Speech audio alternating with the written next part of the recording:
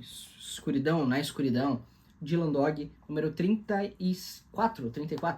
Logo vai sair nos ônibus, né? Essa daqui é uma história escrita pelo Chaverotti e eu não sei pronunciar tão bem em italiano, tá? O desenhista é o Dall'Argento. Essas são pessoas recorrentes no Dylan Dog, vão se deparar diversas vezes ao ponto que você vai estar lendo, né?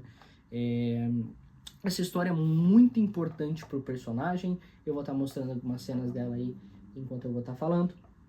Porque essa história, ela logo sai nos ônibus, né? Por que ela é importante? Porque ela introduz dois personagens consideravelmente recorrentes no Dylan Dog. Um é um psicólogo e o outro é uma naceira, que é menos recorrente que o psicólogo, né? Que seria um vilão do Dylan Dog. A história basicamente começa com mostrando uma casa, daí mostra uma criança sendo mal educada com o pai, um pai já bruto, né? Um pai ignorante, que fala, não, eu vou te levar pro escuro então. Ele vai botar ela no escuro de castigo no escuro, né? E daí quando ele leva, ela implora, e quando ele leva ela pro escuro, no escuro, uma naceira, né? Que seria essa entidade que se esconde no escuro, que está presente no escuro, acaba matando o pai dela. E como uma narrativa padrão de Dylan Dog, sempre começa isso, uma desgraça acontece, sempre não. Eu citei que tinha casos que fogem dessa estrutura narrativa padrão, mas né, com um caso padrão de Dylan Dog, acontece uma desgraça, alguém envolvido com essa desgraça acaba parando, né, dentro do consultório do Dylan Dog e acaba jogando, não só colocando ele na história, ou contratando ele para participar de toda essa maluquice que vai acontecer, inversões, né? Mas jogando ele dentro da história, às vezes até muito sem querer, né? Acaba se envolvendo, né? E se envolvendo normalmente com a própria cliente, né? Aí, ó, a falta de profissionalismo, né? Se envolvendo com o paciente, ou, né? Ou com quem contratou ele. Basicamente, essa menina cresceu, né? Ela cresceu e foi pro Dylan Dog porque ela tem sonhos e não necessariamente tratam como sonho, tratam como loucura, tratam de diversas formas, né? Mas para ela, quando ela apaga a luz, uma naceira aparece, que é quem matou o pai dela, essa entidade, né? E depois, no desenvolver, vai criando uma identidade, que é Philip Crane, que é essa história que é muito inspirada em Fred Krueger, né? Hora do Pesadelo, essa questão do... Mas diferente de tratar com um sonho, pesadelo, trata necessariamente mais do escuro. E tratar do escuro leva para uma instância muito interessante. O escuro faz parte das nossas vidas, a gente escolhendo ou não. Quando a gente é criança, a gente costuma ter medo do escuro, mas porque o escuro é a incerteza. O escuro é algo que está presente ali e é uma camada da vida, um mundo que a gente entra. Quando apaga a luz, é um mundo que a gente entra de infinitas possibilidades. A gente não sabe o que a gente vai se deparar. E é basicamente com isso que a história brinca, né? Tem um momento que uma pessoa é assassinada e tu não sabe se foi uma naceira, se não foi, e tu fica nessa dúvida, porque o escuro é esse mundo de infinitas possibilidades. Nas cosmologias tradicionais, né? O escuro sempre é essa instância primordial da realidade, né? Como na narrativa mosaica, Abraão descreve, né? A terra era sem forma e vazia, e havia trevas sobre a face do abismo. Essa concepção macrocósmica, né? A escuridão é a instância primordial.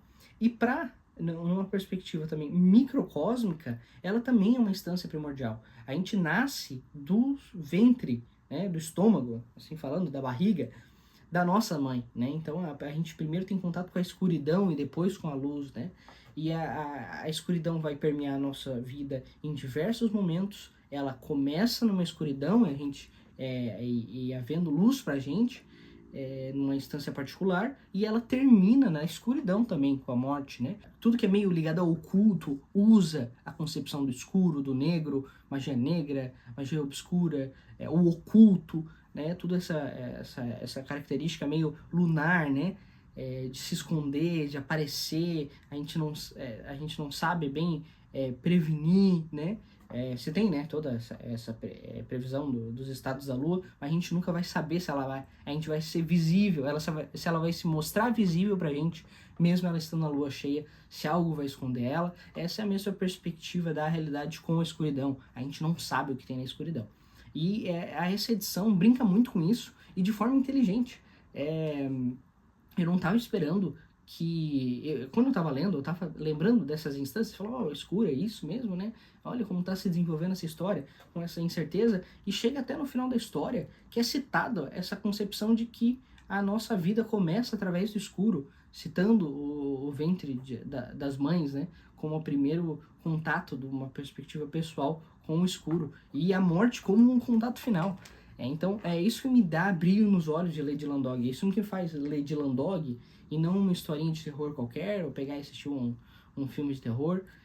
Eu nem sou muito fã de terror, para ser sincero, mas essa riqueza cultural, intelectual, assim, não vamos intelectualizar demais gibi também, né? É só gibizinho, né?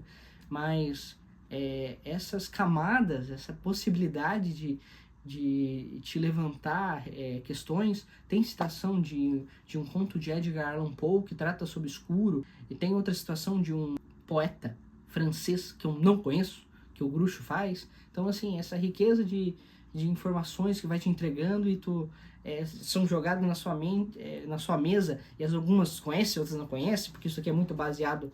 Gato de novo. Arranhando a porta pra entrar. Esse é o criminoso que tava arranhando a porta e que vai me fazer ter que trocar de porta quando eu mudar de apartamento. Continuando a história. E todo mundo fica se questionando. O pessoal começa a ter medo do escuro e todo mundo começa a se questionar. O pessoal, principalmente o Dylan Dog, que é quem acaba entrando nessa, né? Entrando na loucura dessa moça, para algumas pessoas, ou para ele... sendo atacado pelo Manacera e descobrindo que, enfim, ele encontrou algo de misterioso, algo de pesadelo na realidade, né? Ao ponto de que ele lembra, Manacera fala pra ele do Groucho, lembra que o Groucho tá numa... Até isso é muito divertido, tá? O Groucho vai num evento de sósias, e daí ele tá conversando com um e fala que o Dylan Dog seria um perfeito sósia, né? Se esforçasse do Hubert Everett, que é quem deu a cara do Dylan Dog, quando eles foram desenhar Dylan Dog, pensaram no Hubert Everett, e vai citando, fazendo umas brincadeiras com alguns sósias, mas o Dylan vai avisar ele que o Manacera tá indo atrás dele, e tem um momento que uma pessoa é morta, não vou falar para não dar spoiler, mas uma pessoa é morta no escuro, que você só vê a mão. Você não sabe se foi Manacera, se não foi Manacera, fica nessa dúvida, e essa dúvida que vai te trazendo o gosto, assim, tu vai se empolgando e vai quebrando tua expectativa, ao ponto de um momento você acha que a história acabou, que tinha se encerrado, mas não se encerrou, como normalmente no Dylan Dog, né? Ela tem um final que inverte a sua expectativa, e isso se torna muito bacana, uma edição, assim, que pra quem quer conhecer o Dylan Dog é uma edição muito bacana, muito legal mesmo, vai te fazer o olho brilhar com um pouco de referências a filme, referenciando Fred Krueger, um pouco mais de profundidade, trazendo reflexões sobre o escuro, que é citado na própria edição, falando sobre que a vida começa, a vida começa com o escuro do ventre de nossas mães e termina no escuro com a morte, com referências inteligentes nessa certa proporção, né? Trabalhando de uma forma interessante e inteligente com o assunto que ele quer tratar, e com referências a Edgar Allan Poe, um outro poeta francês que eu não faço ideia. E isso é legal, né? Tu receber essas referências e ir atrás, né? Eu nunca tinha parado para assistir Hora do Pesadelo, para falar a verdade. Mas depois dessa edição eu peguei e fui lá assistir Hora do Pesadelo. O conto de Edgar Allan Poe que era citado eu já tinha lido, né? Mas eu não conhecia aquele poeta francês e fui atrás para descobrir quem era e li algumas coisinhas dele, né? Mas é basicamente isso. Leia Dylan Dog, edição 34, logo sai pela coleção dos Homens da Mitos, e tem uma edição dos formatinhos, né? Mas como eu odeio o formatinho, quero que todos os formatinhos sejam destruídos, e quem gosta de formatinho é pura nostalgia, de tempos que não vão voltar, sua vida não vai voltar a ser alegre, leve, você é adulto agora. Enfim, foi uma brincadeira, é isso.